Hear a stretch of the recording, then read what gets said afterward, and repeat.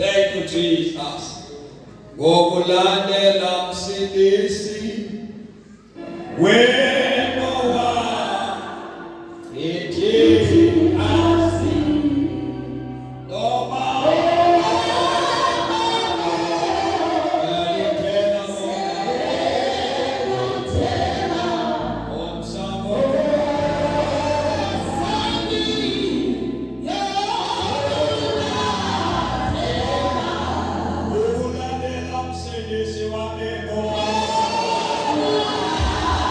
Oh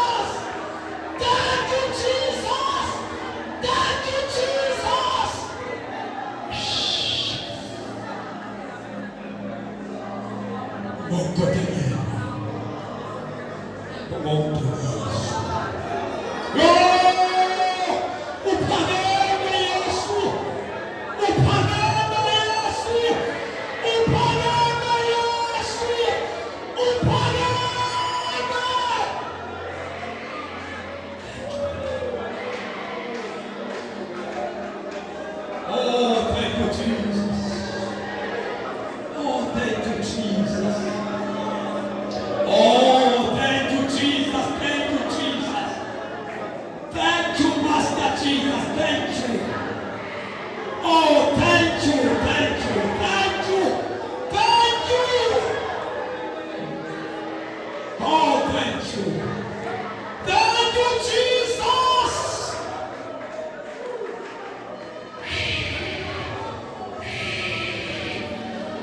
Oh, Baba Siamo. Thank you, Lord.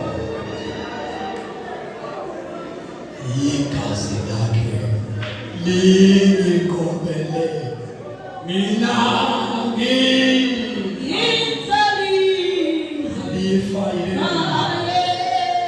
Zulu ikazi lake semingi kobele Itali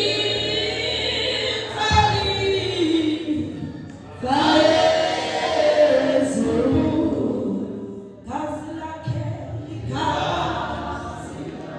ikazi lake niko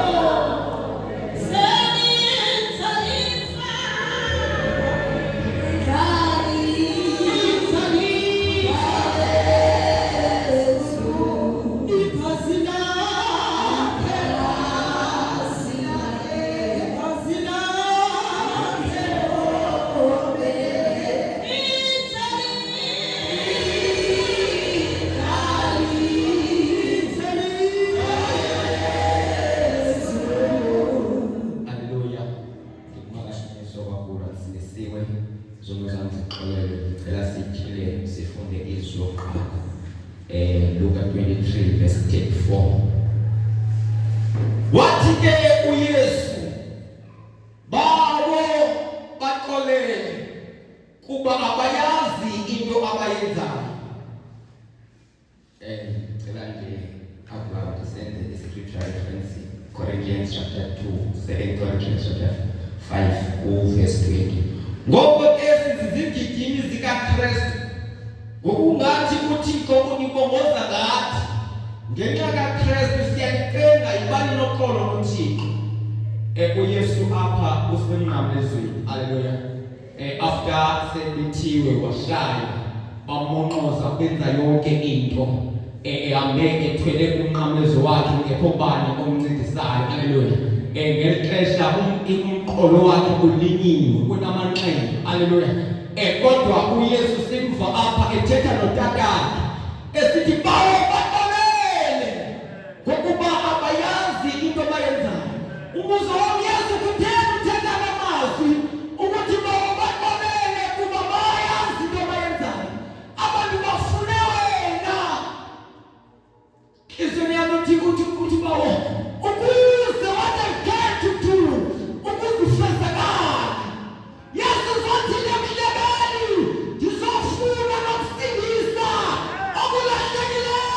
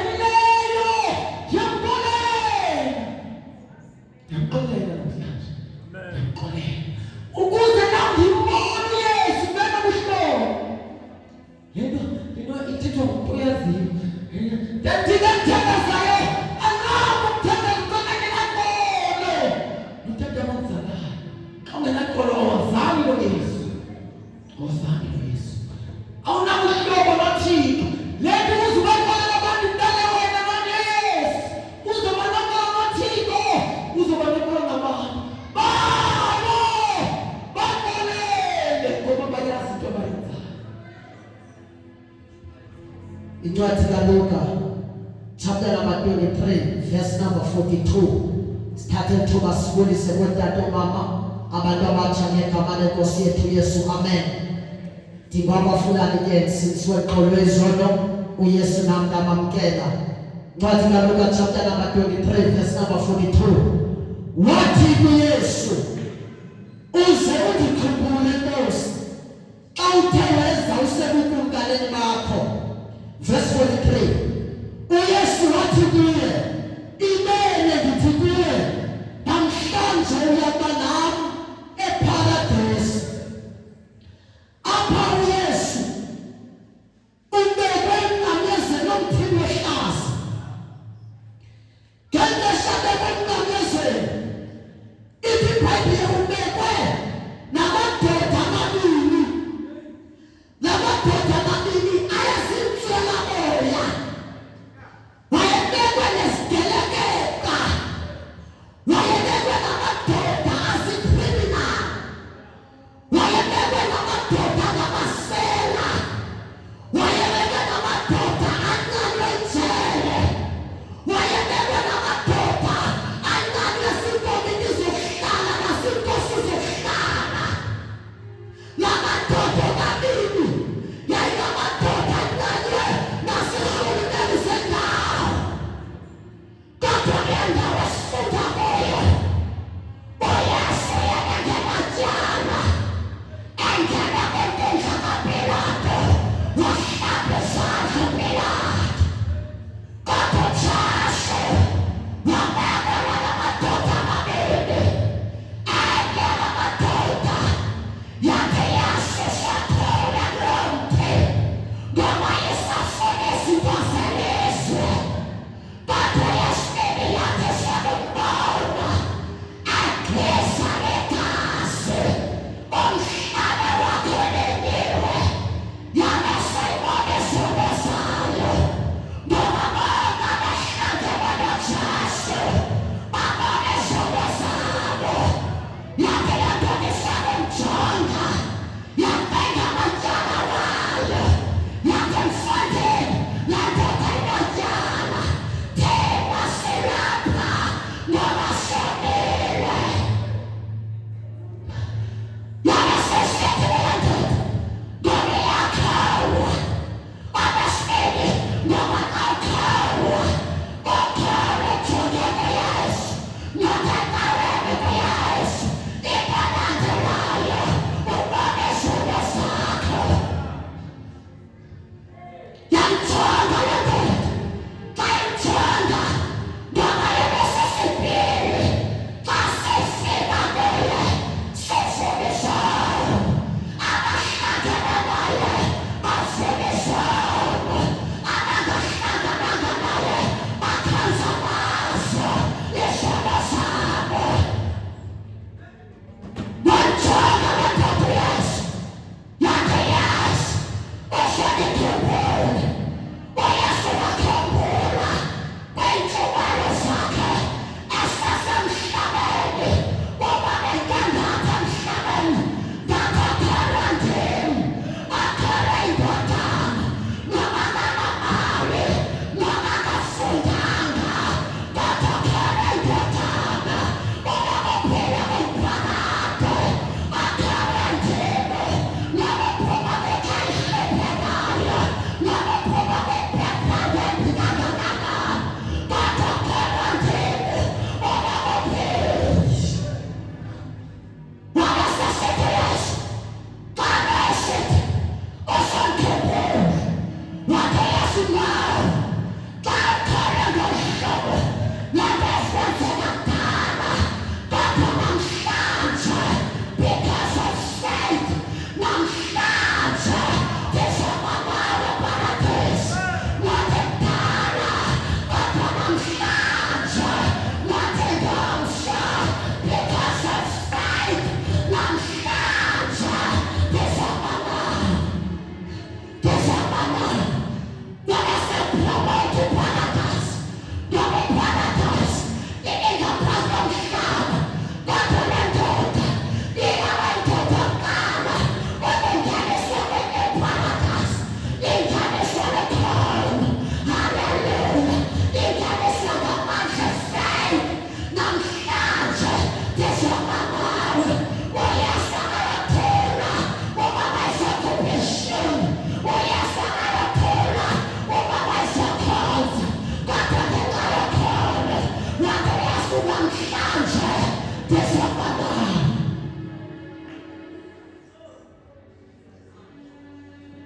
ngizobana nawe ngitsho namhla.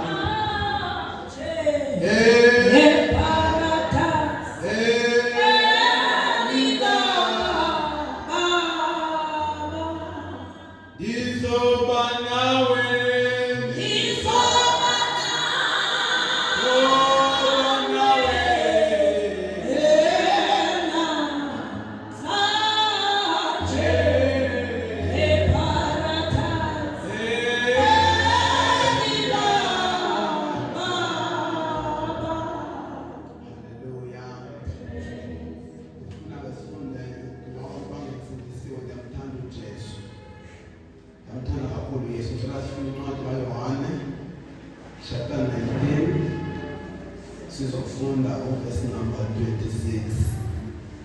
uYesu akumbona unina emi kunye nalo mfundi uYesu owayemthanda.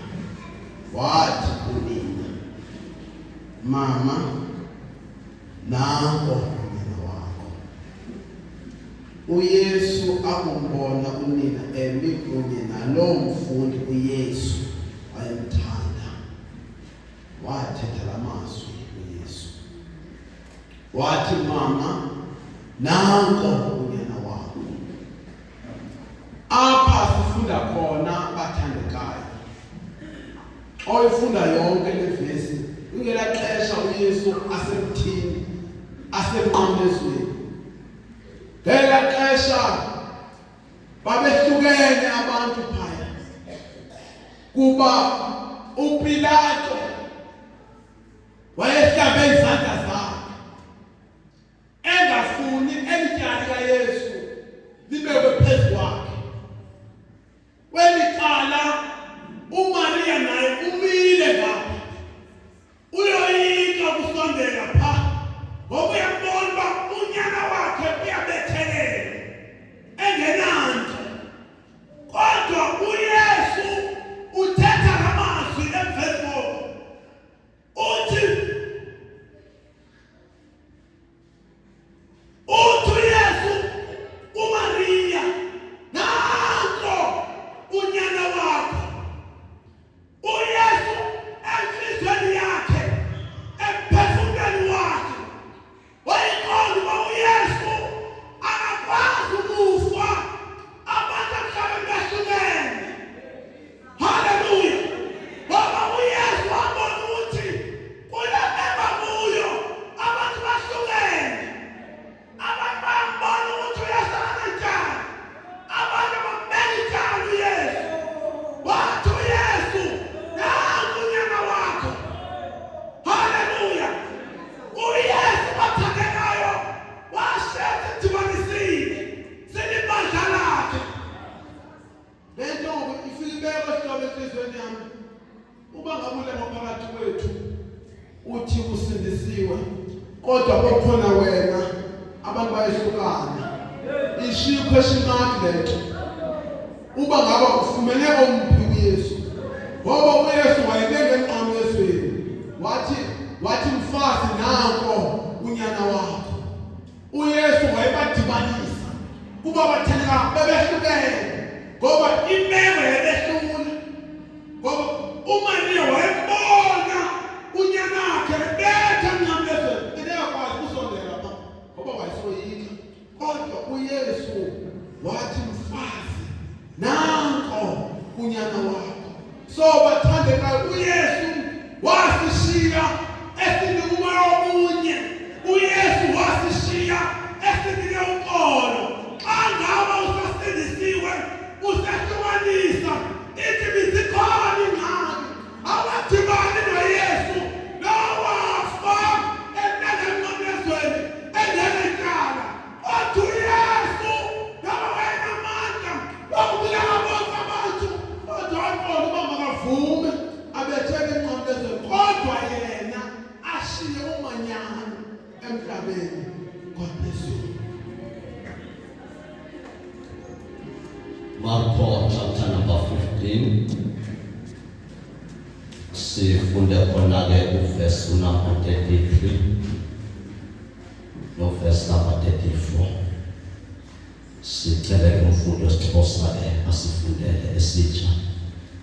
Lesindisiweke uYesu kwinkosi nomsindisi womni bami. Igazi lakhe lalihlamba sonke isono. Sicela owasifundela esesitsha isixhosa. Marko chapter number 15, verse number 33, verse number 34, verse number 20. Egameni likaYesu Kristu Nkosi.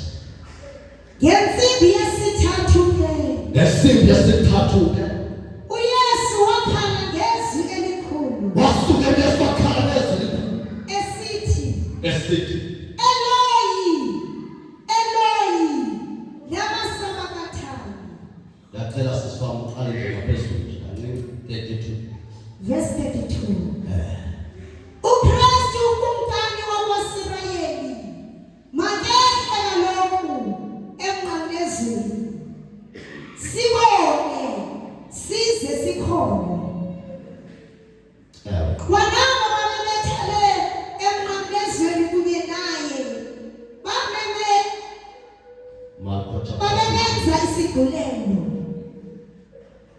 Marko chapter 15 verse 33. Verse 32. ngeke lokhu kakhulu alesithandathu kwehla umnyama phezu komhlaba wonke kodwa kwaliliqa lesithoba ngelo liqa lesithoba kodwa kuYesu ngezwi esithi Eloi Eloi lama sabachthani okuthi ngempetha zakala Thixo wami utishiyela mina uthi lo mbhali lesuku ngelifa lesithandathu lathi langa lomphefumulo lihlele emnqamlezweni lasuke ilanga likhanyisa lomhlaba lakubutha phasi kwalanga lomphefumulo wonke umhlaba wehlele ubumnyama abasuthu nabamhlophe abafundile nabafundanga izilumko nesiyatha bonke abasiwane abasiwayo wonke umhlaba wehlele ubumnyama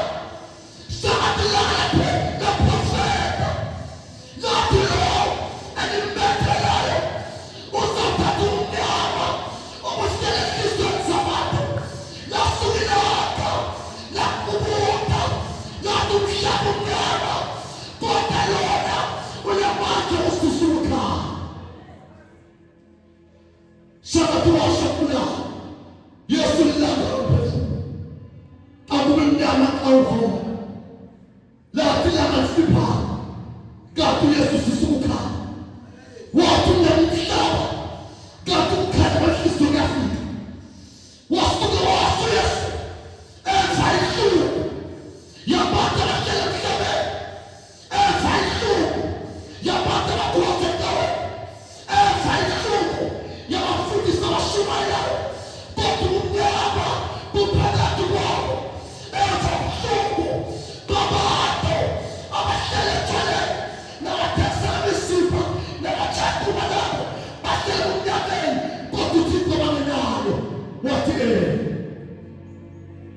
Eloi Eloi lama sabachthani Thixo wami utishiyela sakathi uYesu afumanise yekufa ubuhlungu bekuphila kuYesu wenayo bekuphila uThixo wenayo iqhawe yakho nabakhulu bakho ngesitho somzazi nabafundisi bakho nabashumayeli beshumayela kodwa wemnyama uThixo bangenayo wasuke uYesu efihlungu ngaphakathi kwakhe wenza the pain akasakisayisi wathi ahlile umhlale wakhe sakakhala wathi asalusithaba samefa sakakhala bathi bamthifela ngamakhe sakakhala bathi besenza zonke izinto bathi ufaka isikhonkwana esandleni sakhe bamhlaba nasophangweni sakakhala kodwa entameni zakakhala kuthi umnyama obufika umhlaba wonke nobulahla uThixo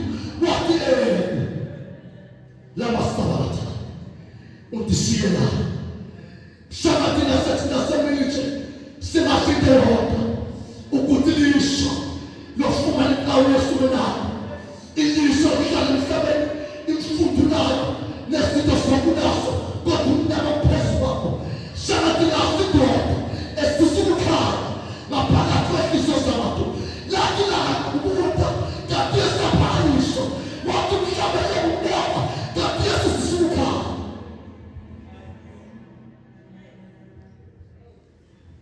Ngisindisiwe ngumntwana kaNkulunkulu, izono zami zaxolelwa mhlawumfumana uJesu. Izwe lika lona lilodwa nje, nawe Jesu sesiphambanwe ethi bonile. Kusho mina, kusho uJesu baphetha amanzi ami baphuzile uJesu naye. Kuphuzikile sisakhe lokho semfulo. Jesu osho ngamazwi uthi bonile. Lithi iBhayibheli uma sifunda bamthatha uJesu bakhuphuka naye baya kuPilato. Fika uPilato uyabuza ukuthi ngabe lo muntu wenzeni na. Bayachaza bachazayo abanampendulo epheleleyo bathi ubethe. Ngoba abasazi isono Jesu abangamthwesa sona bathi ubethe. Uthi uPilato uyambuza ukuthi wena isono sini sakho ngabe uyinkosi yamaJuda na? Uthi uJesu impendulo yakhe lokho kushoyo kuyikho. Inento ethi irresponde kwenzoko ubhekana nayo iyona kwenza ugcina ungayifumananga i-successful ngerespond usuke wayenza. uJesu uthe bhiqabezwa ngabhiqabezwa bona uthi lokho kushoyo kuyikho. Ngathi besangaba amakholwa angeke akhuluma kakhulu. Ethi uJesu uyazi onke ngimbekele. Yebo ingane ayilale ekhaya. Yebo abantwana baphuza bonke kodwa uJesu ngimbekele udaba lami. Ithi ndaba siyenzeka lithi iBhayibheli uPilato noHerode babengazwani. uJesu ufika noPilato. uPilato uthi uhambisa uJesu kanti uJesu uhambisa uPilato kuba laba bantu bayefumana uxolo ngoba sonke isimo uJesu ayedlula kuso kwakuba noxolo. Wadlula uJesu kukhona indoda eyisebenza khonke kodwa wathi uma edlula uJesu kwazakala indoda yathi ngifuna ukumbona lo Jesu ekhulunywa ngaye. Lithi iBhayibheli uJesu efika noPilato bafumana uxolo baba bangani. Yabuya uPilato buya naye usho ukuthi uJesu wenza uxolo. Buya naye uPilato uthi lo muntu amfumani sono kuye. Akasono uJesu akanaqala. Usethi uPilato mina ngiyageza izandla ngiyazikhipha lento engifuna ukuyenza. Yenzeni. Bathi ababhali ayabethe. Pilato ufika neni solution. Uthi no. Ake ngithole. Angazi ukuthi wonile ngiyaxolisa kwethu. Ake ngithole uBaraba owayesigebengu aziwa entshontsha eyisela eyikho konke. Zonke izono zaziBaraba. Kodwa uthi umeme noJesu babuzo uPilato ukuthi ngikhulule bani ngabantu. Bathi abantu makhululwe uBaraba. Bekani uJesu wathatha amacala kaBaraba. Jesu wafumana enesono engonanga kodwa wafumana enesono kanti kuba khulu uBaraba owayesana endaweni. Lithi iBhayibheli Wele Mungu Baraba kanti Jesu wathatha izono bafika kuJesu bakhululwa bangaba bakhululiwe khulula uBaraba. Bamthatha uJesu baya naye esiphambanweni. Uma beya naye esiphambanweni bahamba uJesu process eyinhle. Mefika esiphambanweni uJesu izoqala mkhiphayo uthi baba bathathelele. Elosibili akikhiphayo uJesu uzothatha isono seselelesi iselelesi esasonile uthi uJesu yakala khona uJesu uthi namuhla ngizakuba nawe eparadise. Elesithathu elikhulunywa uJesu yakala yalungisa uJesu izinto akakumele yilungisile uthi mama ebheka indodana bheka umama. Wathi uJesu akhuluma lento lesike sibe necala nokuba siyophandela abazali besale bekhala bengazi ukuthi bazoyona uthi Jesu aqala ukulungisa leso sono sokuba ngikhiphe mama kuwe mama ebheka indodana bheka umama. Wekhuluma elesithathu elesine yaqala fumana lesithathu isono uthi Jesu Eloyi lamasamathana uthi uNkulunkulu wami ngishiyelana yadlula uJesu usezothi ngomini hayi into engifuna sibambile sonke siyidinga uJesu ngomini. Uma sithola le ndaba yobona sithola kuGenesis chapter 3 verse 6 asimfundeni bazalwane.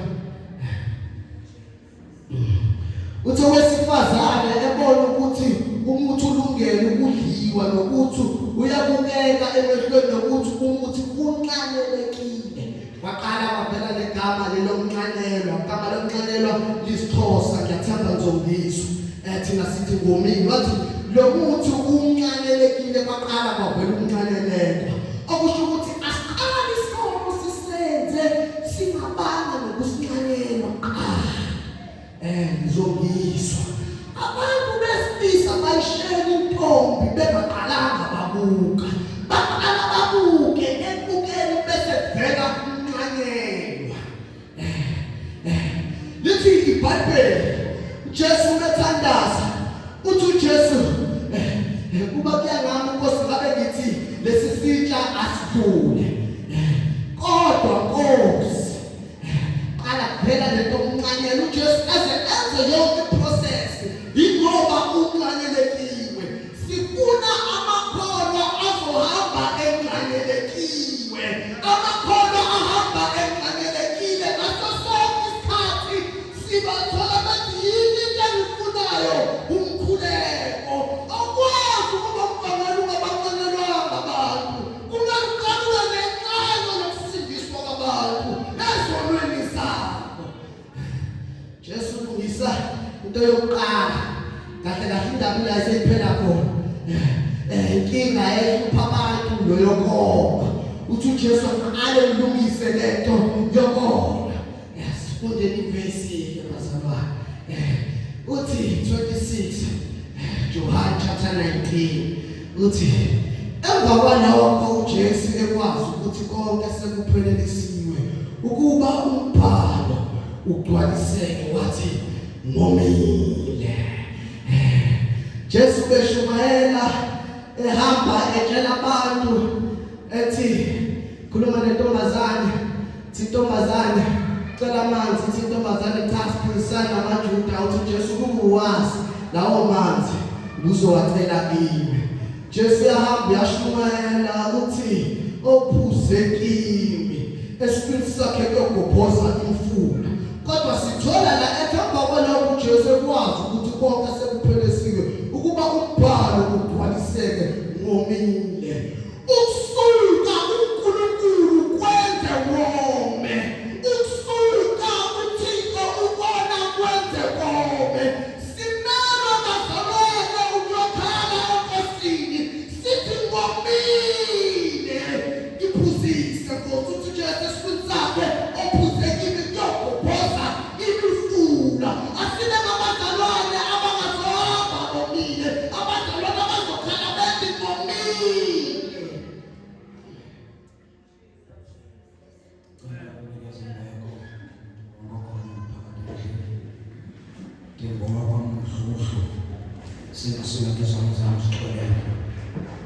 Yohane chapter number 19 verse number 30. Akuba eyimfimfithile iwayini uYesu wathi uqikiwe. Weqhudu inhloko waphuma umphefumulo. namazwi owathetha uYesu ndizibuza umbuzo wethu amandla lawo owathetha inokuwacholaphi ngoba iBhayibhile endiyifundayo ithi langendlela wayebethwe ngayo uYesu uthi Isaya wayengasabonakali nokumuntu nokuyinkomo nokuyinkawu uthi Isaya ithetha ngaye even inhlebe le yayingasachelwa ngemashini nesikele babeyixobula anazi izwi noba laliseliphuma ngomlomo noba laliseliphuma ngenxeba uthi xa ithethayo kugqityiwe ekubonakala into yoba wayeselunyamezelweni kodwa ziqele kuba amazwi lawona nje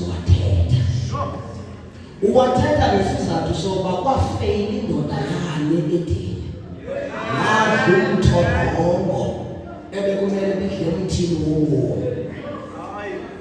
kumzekelo mncinci lo mfundo wenza sokhala phansi cela undiphakamisele manje umuntu lo nguYesu onobomlo ngokukonekthwe embaneni mna ndandize emhlabeni ngithunywe nguBawo John chapter 6 nabe ndiphilile ngenxa enobawo yile nto ndizokuphila kuyo now umuntu uyasebenza ku-Old Testament oMoses baxazula amalwandle abomvu kodwa bakonekthwange kuyo o-Eliya bavala imvula for 3.5 years kodwa bakonekthwange kuyo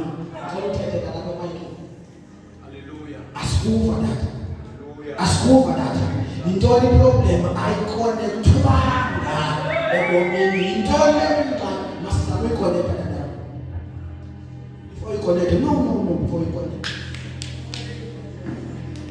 andibekisa ngombostile kwanihlanjula ndataxingana ngokuthi kwethi bathatha mike ngifake uvale ngale thaba ayingene ngokuboma kungeni kusavalwe lapho wayilamula uYohane xa ebona uJesu wathi nansi imvala ethwa isusu sono sehlabathi yakubilengile emthini weGolgotha yathetha ilizwi lalinye yathi kugqityiwe ngale ndaba ubomi sekungangena emntwini unikwa amandla kaJesu asathethe yes Lord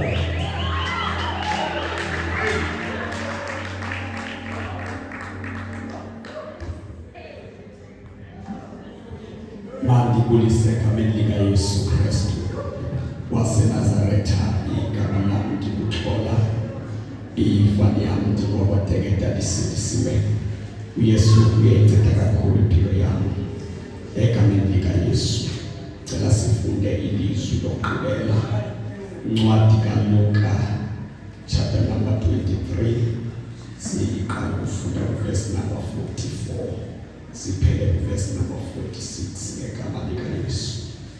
Thank you Lord.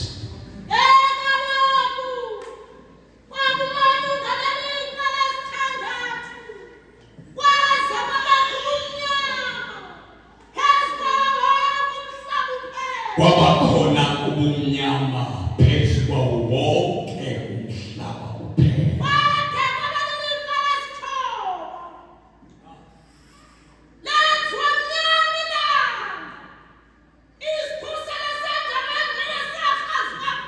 Isikhuselo sendawo engcwele sazuka phakathi.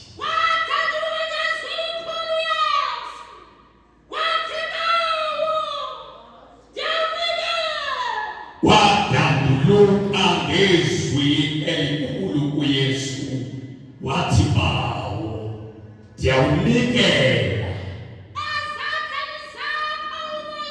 ndiyawunikela ezandleni zakho umoya wami uthetha egqiba nje ukutsha umphefumlo wafumana ukuphuma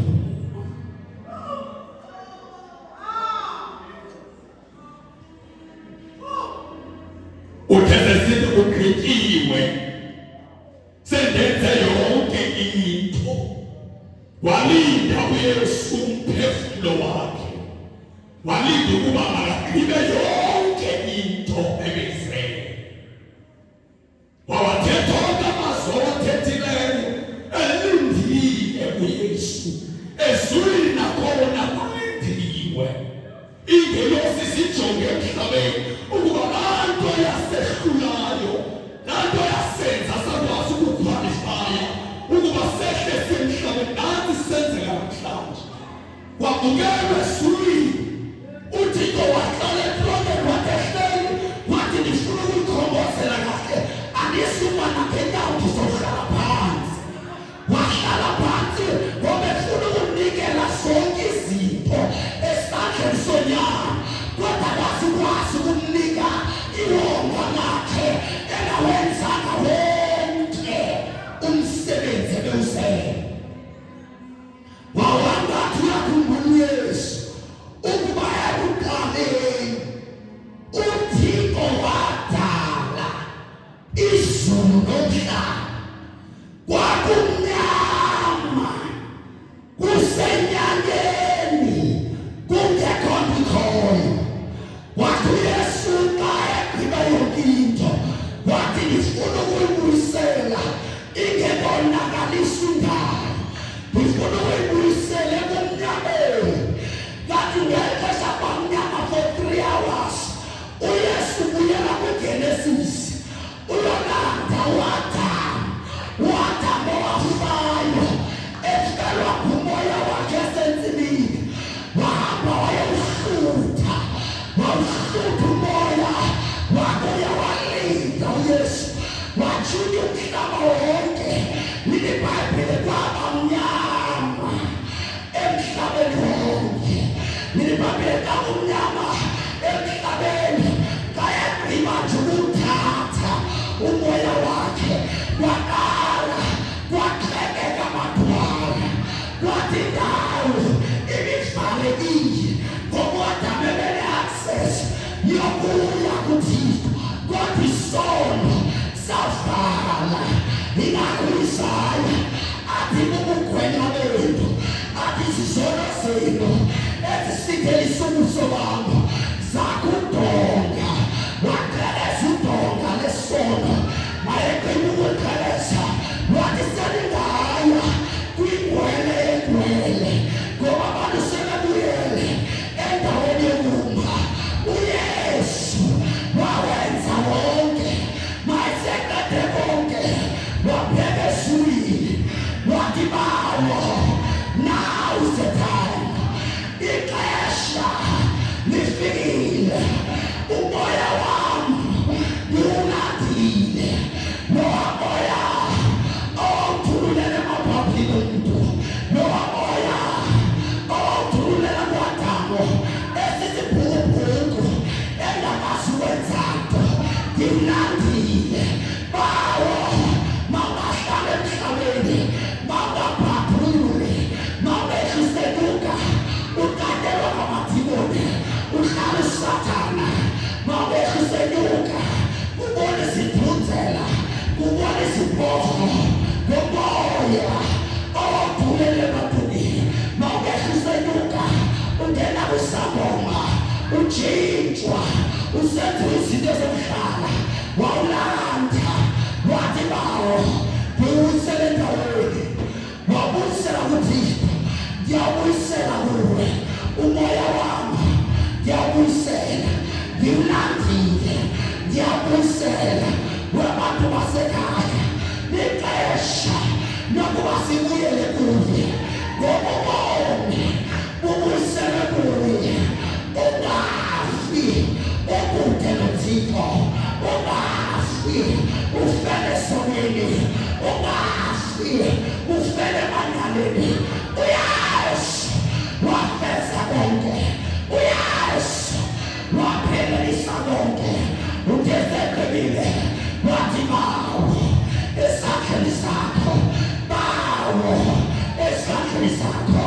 Ukhona umuntu esingamqinisa ubomi bethu, ukhona umuntu esingamnika ubomi bethu, ngoba masinika bona siyophila kunaphakade. Webantu basekhaya bunzima bubomi kunobomi esiya kubo.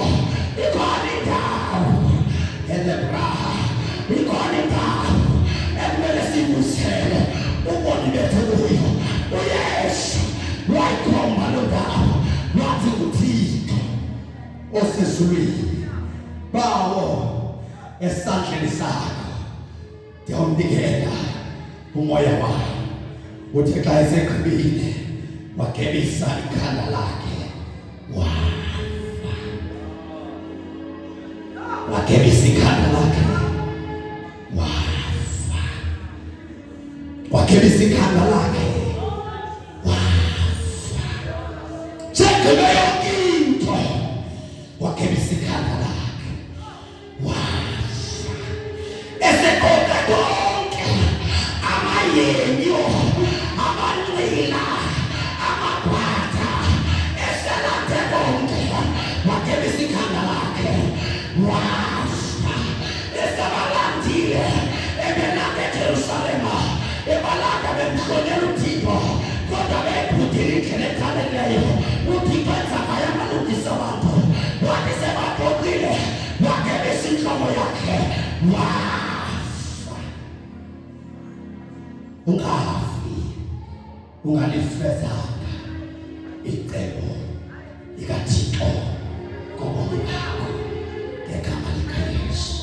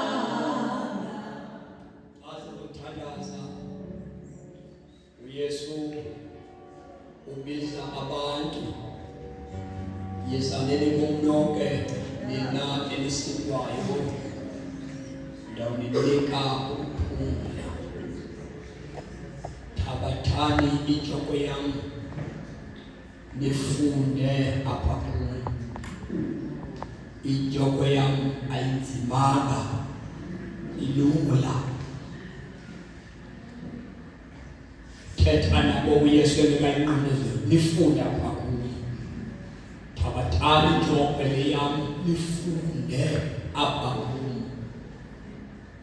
wabafundisa uYesu abantu ngoxolo bathi abafundi bakaYesu bambuza uba umxolela kangaphi umntu okona njalo wathetha uYesu uba kasixhenxe ukuphila-philiwe kwamashumi asixhenxe ngemini enye athi la madoda Nkosi songezele ukhono ngoba ngeke siyenze loo nto. uYesu akakabethelelwa thabathani injongo yam nifunde apha kum qale ngokufundisa upracticale ngekamenzi. uYesu ufundise ukuba umntu othe wazibona ukona kwakhe nokuba wenze ntoni na uyaxolelwa uThixo ngathi inzomi le xa ithetha uYesu. uYesu ufundise ngothando nenkathalo entabeni behleli intsuku ezintathu ebafundisi. Bafundi bakaYesu babona isihlwele esilambile baya kuYesu bakhulule bahambe ngoba sinanto yakutya apha neefekile zikude.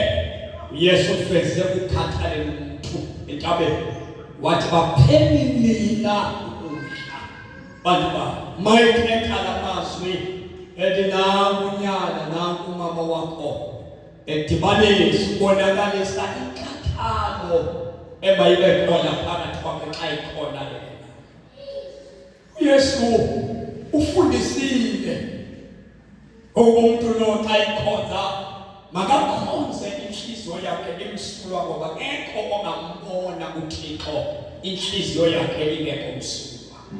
Esiphambanweni ethwele izono zethu uJesu uyifumene experience yokuba nesono ezingenziwanga nguye, kodwa izono zethu zazinezibakhe. Bebonakalisa ukuba umuntu onesono noba uxatyiswe kangakanani uThixo uyasiwa uThixo. Simbona uYesu elithi iBhayibhile uyithandayo kaThixo. Ebhaptiza uYesu eJordani uthi uThixo ethetha ngezwi phezu komlambo, lo unyana wam oyinthanda elikholisiweyo nguye. Vele kodwa emnqamlezweni ngenxa yesono lo Thixo kubethe unyana wam oyinthanda lo wamsingela unyana wakhe. uJesu uyayazi ipain yakholwa elikhonza lilahleke uThixo. uJesu uyayazi ipain yakholwa elithwele umnqamlezo, kodwa uThixo engasekho kwelo kholo ngenxa yesono elizenzileyo. Ngoba uJesu emnqamlezweni uyivile ipain.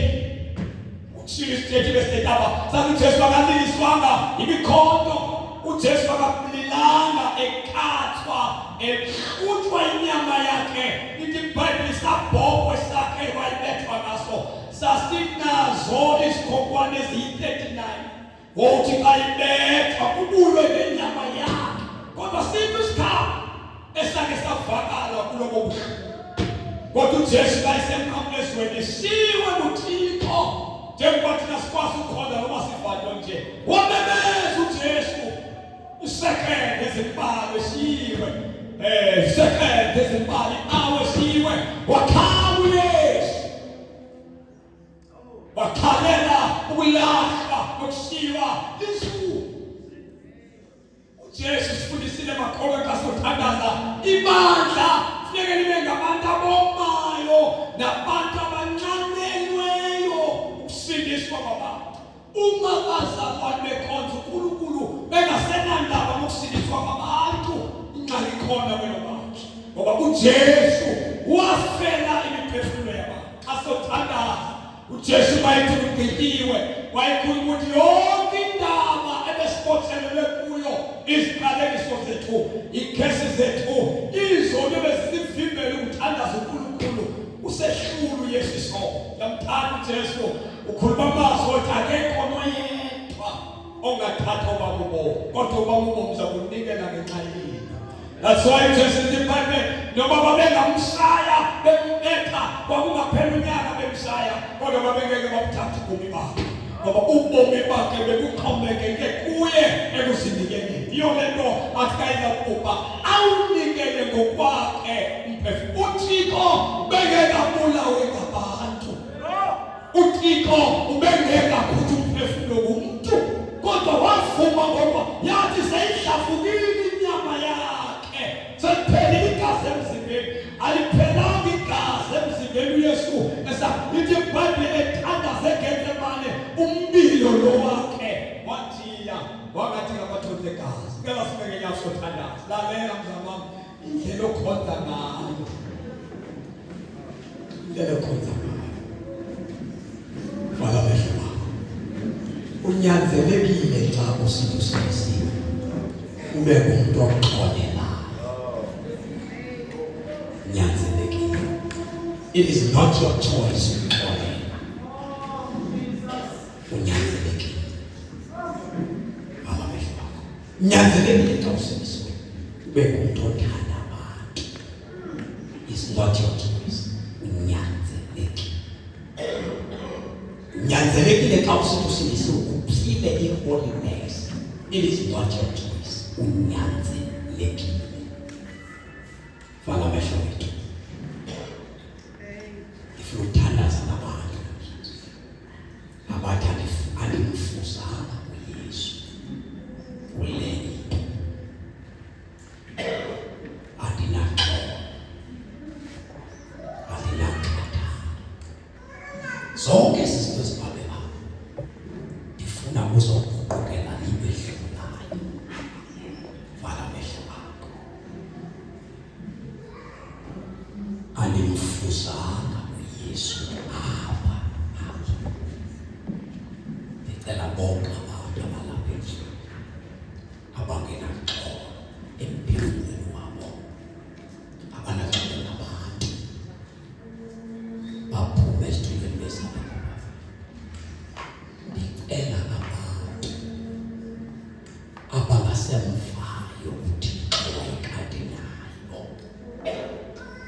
abantu abasiwa uThixo basala nenkonzo baphume esithubeni bese apha. Vala amehlo akho. Ndifuna ukwaphinda amazwi sizothandaza. Xa uThixo usenaye uyazazi. Xa uThixo ungasenaye uyazazi. I'm just giving you opportunity yokubuyela esiqongweni. God bless you. Singazenzisa sibe ngathi siyaphila kodwa sifile. Umuntu okhostekayo onosengxakini oluzenzisa ngathi uyaphila kodwa ufile. Just come forward. Ayeka ndifuna wena ibhasi iyegqitha uzobuyela kulapho uyiyo before ibhasi. Yolisa zenzele iceba ngobayeka abantu ufunde lento kusenzela wena. Uzawubhubha ubhubhele ekufeni. Yolisa ndifuna uThixo ndinecawe ndinesavisi kodwa uThixo na andikonekthani kwanesiko phakamisa. Ayobhasika yokuqala uyihla ube nje. Kodwa bona ufuna ukucebisa into ethi mhlawumbe ingayokugqibela ukuphila singabi nawe unyaka ozayo. Mhlawumbe le ibhasika kuwe yokugqibela asizuba nawe next year. Bakhona besinabo last year asinabo namhlanje. Nawe ngikula manje awunaso isiqinisekiso sokuba le pasika ikhona ezophinda uyitye na. Kodwa ufuna ukuqiniseka le nto ithi unyanzelekile ubulungisa ubomi bakho usaphila. Yolizana zakho.